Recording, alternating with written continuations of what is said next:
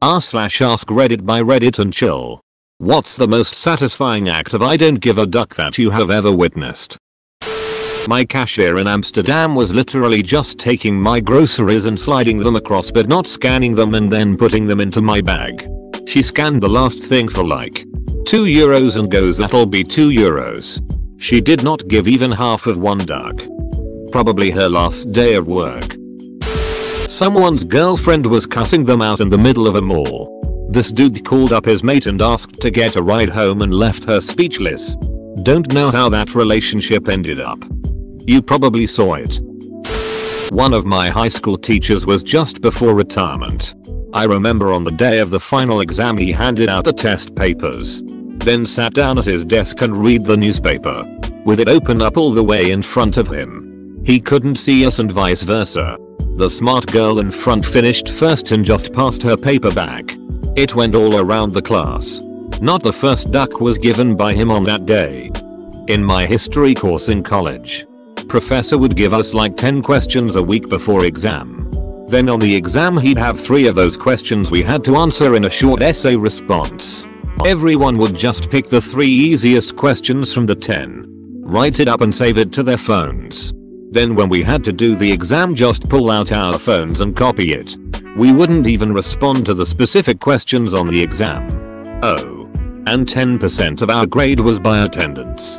He'd pass out a piece of paper and everyone write their name on it. I'd see 40 names on it. Half with the same handwriting and pen. But only 15 kids in the class. That prof didn't give a duck. Edit. He had a super thick Persian accent and very difficult to understand. For those wondering if you went to the same college I did. Back when I worked at a movie theater, one of my fellow assistant managers, Jack, had the constant attitude of not giving a duck. He'd worked at the theater longer than anyone and was good friends with the general manager. So he got away with murder. One time this lady wanted a refund for a movie she'd finished watching. She was going crazy, screaming at us about how the movie was so inappropriate to be rated PG-13 and she couldn't stand all the swearing in the movie. I kept calmly trying to explain to her that since the movie was already over we couldn't give her a refund. Our policy clearly stated no refunds after 30 minutes into showtime. She's not hearing it. And looks to Jack now. Like he will give her the answer she wants. He starts saying the same thing I did. And she interrupts him again with her yelling about how she couldn't stand all the swearing in the film. Jack rolls his eyes and just says, "Well, that's just too ducking bad," and walks off. Cue stunned look on my face and the ladies. People who want a refund after watching an entire movie are probably the same people who complain about their food at a restaurant even though they ate every bite. I was in line at a coffee shop and the lady was complaining that they didn't have organic milk, and without a word or hesitation the guy behind the counter just said, "Next please," not even taking her order. My hero. Didn't see it. But it was talked about at my old restaurant. My autistic friend was getting an interview for a second restaurant job. The chef doing the interview asked this question and got this response. "I could be the biggest a-hole when things get heated. How do you feel about that?"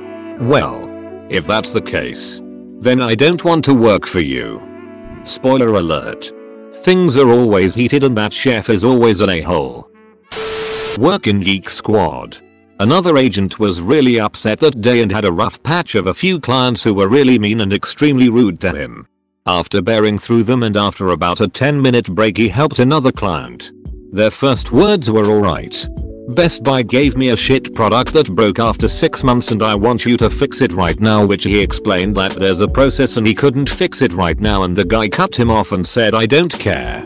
Get it done." Well, he sat there for a second quiet and took off his badge, slapped it on the table, yelled "Duck you," then started walking towards the front door with middle fingers up pointing at everyone, then said, "And duck this place," and walked out. When I went home and on Steam I saw he bought GTA 5. He then had 200 hours played in 2 weeks after that. Haven't checked since. I left Geek Squad 2 years ago and this is exactly what I dreamt of doing every day I worked there. One casual employee decided to stop using proper radio procedure. Instead of using his correct call sign he replied on the radio with Super John Smith, not his real name. He kept doing it all night despite dispatchers, supervisors and co-workers telling him to stop. He still works there and has outlasted hundreds of employees. I'd say his work-life balance is pretty good. I still call him Super John to this day. Super John Smith. This is John Smith actual. How copy. My ex-boss had a customer throw her money on the counter when my boss clearly had her hand already out waiting to be given the money. So when my boss went to give the change, she just threw it back. Coins went everywhere, but the look on the lady's face was priceless. Whenever I deal with customers, I just reciprocate what they do. Hand me your money. I hand it back. Put your money on the table. I put it on the table as well. Worked a shitty fast food job when I was 15. Girl I worked with got fired. The manager was a real witch, says to her as she is escorting her out of the building that she needs to return her work shirt cleaned. Girl whipped it right off and threw it at her. Walked out to her car in her black bra and drove off. Damn, I wish I'd got her number. Who returns shirts? My work has it in our contract we have to literally cut them up when we quit if they don't fit anymore. They don't want them, but we can't donate them or throw them out whole. I was training a new bartender at this fairly upmarket restaurant nightclub. She'd previously worked at a dive bar for students. Second night into her training, the 2-foot-long rubber shots mat with the Red Bull logo on it disappeared off the top of the bar. My trainee went around the other side of the bar to look for it, thinking it had fallen off. Next thing I know, she's pulled it out of the back of a dude's pants and slapped it back on the bar. She then grabbed him by the upper arm, spun him around so that he was bent over the bar and spanked him on his bum. I mean really walloped him while telling him off loudly for being a stupid shithead. And then she returned to the bar and washed her hands to get the stupid off of her. I think I'm in love with her already. Little bit late, but at Air Force basic training when you first show up you're either in civilian clothes or the uniform with sneakers, because they don't want to duck up your feet I guess, and are affectionately called sneaker weakers. While a chow at the table behind you gets up, you need to get up and leave regardless if you're finished. If 2 tables behind you get up, you'll be swarmed by MTIs and have them scream in your face until you do get up. I had just put my tray back and started to walk out when I look back and see one lone sneaker weaker by himself in a row of 5 or 6 tables, surrounded by 6 MTIs. Kid is staring straight ahead and just eating his food one spoonful at a time while the MTIs scream in his face. Finishes his food, sets his spoon down, picks up his drink and just slowly finishes his water, turns his glass over, puts it down, picks up his tray and walks up to put it away while still being screamed at by 6 MTIs. Kid is walking out and I realize everyone in the room is staring at him. He has no emotion, no fear, no smirk, nothing as he walks out of the chow hall. Sounds like that kid had some training at home before getting to basic. At Costco, this older gentleman was screaming at my boss because apparently all the handicap parking spots were occupied. My boss asked for his information so he could write a complaint. We had little forms for that. Nothing really official, mostly to shut up people. Are you a member? No. Well, that it's then. My boss then put the little form in the garbage can and walked away. The old man was stunned. Damn. I thought I would see more call center stories here. Not badass, but it's at least one for the headsetters amongst us. About 10 years ago, I was struggling to find a decent job out of high school during the Great Recession. Desperate for work and with my first kid on the way, I begrudgingly began working at an AFNI call center in Tucson. About a month into being on the floor taking real calls, I realized I needed to get serious about college, and my last weeks on the job was spent crediting sometimes hundreds of dollars. Biggest credit handed out was $1,100 to people that were polite and may have been mildly inconvenienced. I spent hours helping one lonely elderly lady after another. These were landline Verizon customers, through non-related tech support life issues. You'd be surprised how many people use customer support numbers in hopes of finding someone to talk to about their day. In this sea of mostly pleasant, polite Midwestern ladies was an absolute witch calling about a $5 charge that I was always happy to credit people for. Before I could even help her, she starts berating me, cussing me out and telling me how much Verizon sucks. The lawsuits, etc.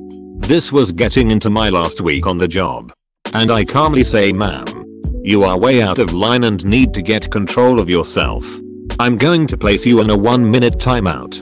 And we will try this again. I place her on hold. And the couple of guys around me are cracking up at what they just heard. I figured she hung up while we're all laughing and celebrating my accomplishment. And turned to see 2 minutes later that she's still on the line. I credit the account. Ask if there's anything else I can do. And finish the call as if nothing happened. That exchange taught me a lot when it comes to dealing with people losing their tempers. If you can just put a few extra seconds of time between the moment a person is enraged and the next interaction, you'll often encounter something resembling a reasonable human being. Paramedic here. Witnessed a crew transporting a familiar face to the hospital. This particular patient had a hankering for pain medication and would call 1 to 2 times each day. Usually about 30 minutes after shift change at the hospital, so they'd end up with different doctors.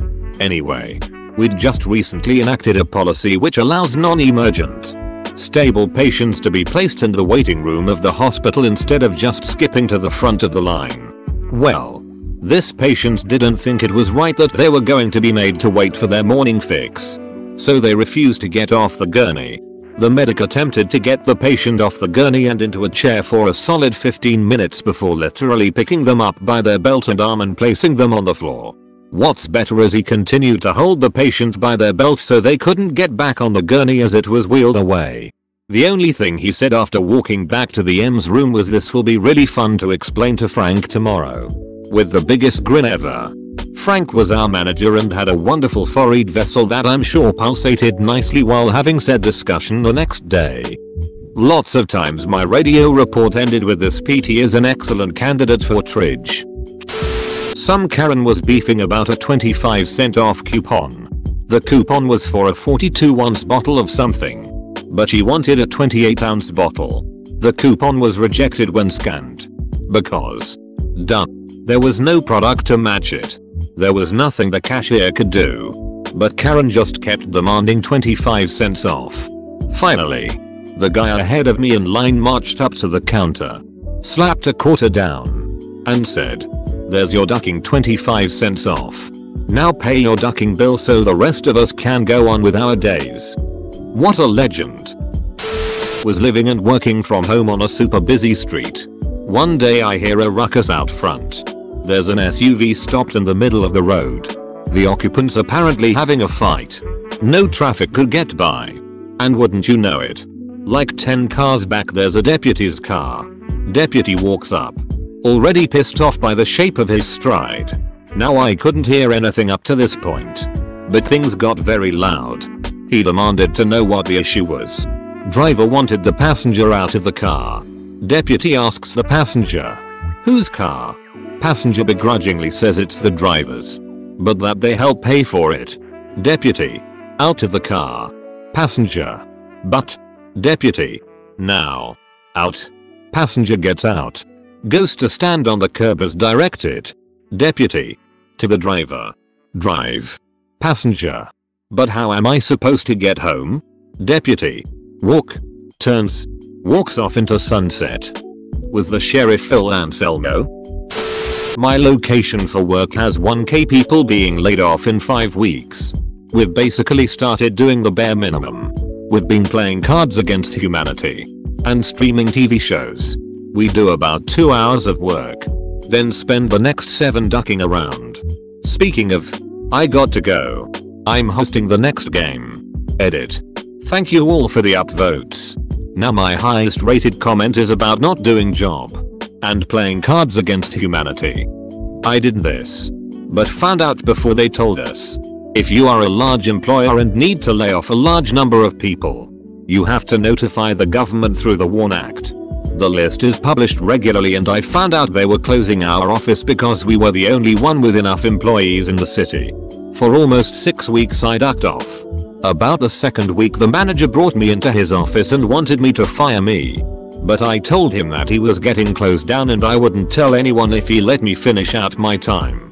For the record, the bank told everyone that they were being laid off 2 days before their last day. Duck you, Wells Fargo. I was at a restaurant recently.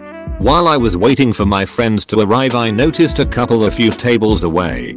The lady was going on and on. I couldn't hear the exact words, but it was pretty obvious that they were having a heated argument where she was apparently scolding her so. And the guy was just sitting there having an occasional spoonful of his dessert. Exactly 3 minutes and he just stands up and walks away. He goes out of the restaurant, gets in his car and drives away. I was sitting at a table near the window facing the street, and the woman was in absolute shock. The look on her face was priceless. I mean, I shouldn't judge their relationship without context, but the guy sure didn't give a flying fart about what happened next. I did this once, lol. My shitty ex-BF was abusive and one of his favorite things was to try to start fights with me in public by berating me. He knew I wouldn't start anything as I hated public fights. One time we were out at dinner. He had driven us, and he was berating me for who knows what. Probably the way I ate. I sat there quietly ignoring him until finally I excused myself for the restroom and then just left. Walked to a gas station nearby and ordered an Uber. One of the highlights in that relationship, and sadly it's one of few. Don't date shitty people. Ducking, like and subscribe.